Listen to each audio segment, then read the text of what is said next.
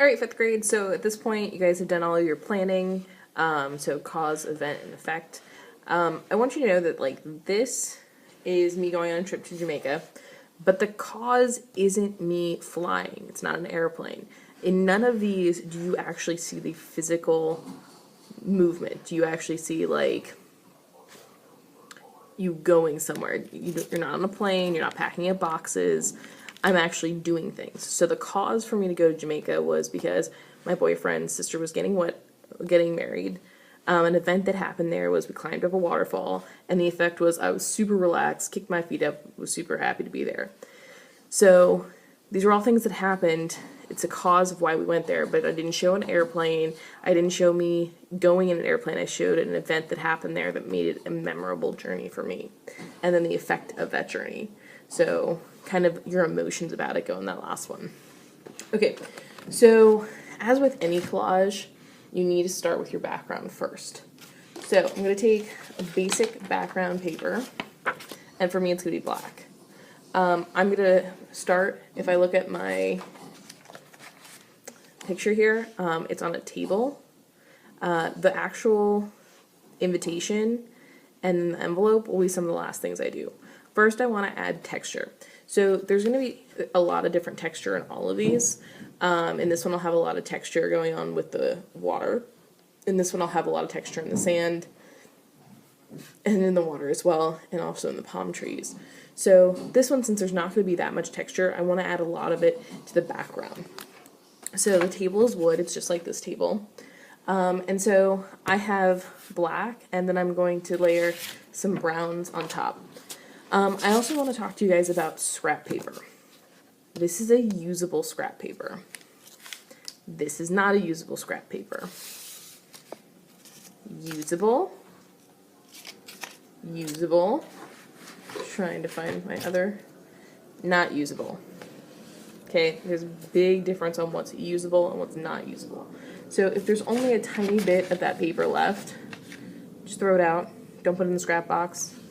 See, stuff like that, no one else is going to use that. They're not going to work with it. But if there's only like a little bit out of it, that's a usable piece. If it's all folded up and like crumpled, no one's going to use that. Throw it out. I don't want to have to deal with it. No one else wants to have to deal with it either. Also, when you're cutting things out, make sure you're going as close to the edge as you can. You don't want to go in the middle to cut out a tiny little thing. Also, find the smallest piece that you can and utilize it as much as you can. Okay, so yeah, going back to the actual wood texture.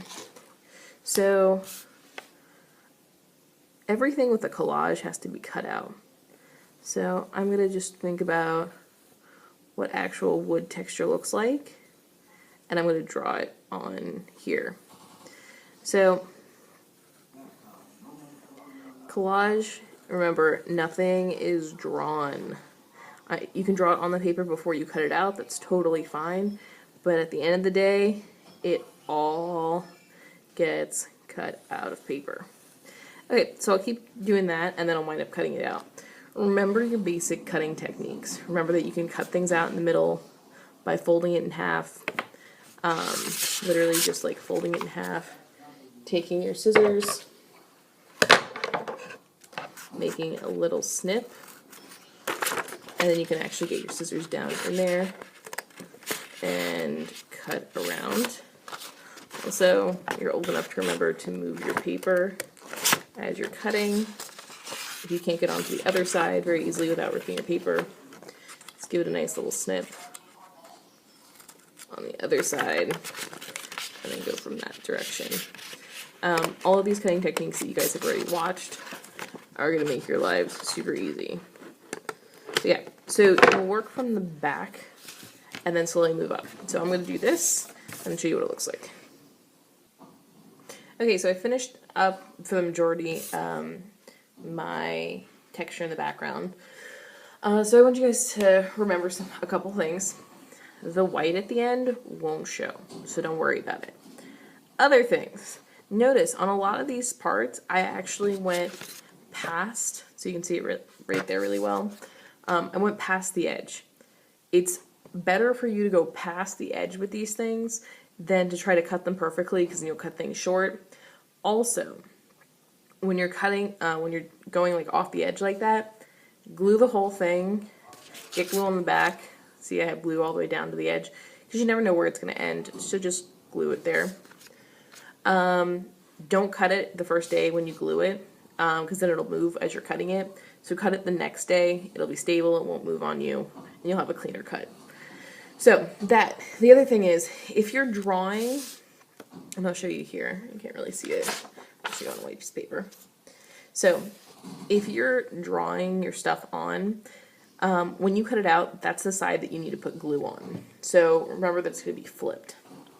So if I cut this part out, I'm going to put some glue on it. Notice I'm only putting a little bit of glue. I'm not pouring it on. The side that I drew on is the side that's going to get put face down. Also, always check and make sure the piece that you cut out is going to fit where you want it to fit before you put glue on it. So this is my first step. I put a lot of texture. Your background might not have, or the very base before you put anything else might not have a lot of texture, but always remember that you need to work from the background forward.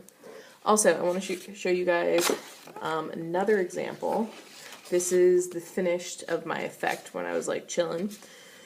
This I did first. So 1, 2, 3, all that texture. 4, so 4, and so 4 down here, the dark one. 5, 6, and then 7, because there's 2 different colors. You can do a lot of the illusion of depth, so making something look further away by making it darker. So I made this sand look further away because it's darker down here, close to the water because it's wet, lighter up there. And then this is also sand, but as you notice, it's darker right here because the water is touching it, and then lighter back here because it's getting closer. So farther things are darker, closer things are lighter. Also, illusion of depth. These palm trees, they're the same in real life, but these are smaller, these are bigger, darker, lighter. And you can do a lot with overlapping of tones. So, if you have any questions, let me know, but this is what we're first starting out with. Don't be afraid of using different colors to create the illusion of depth.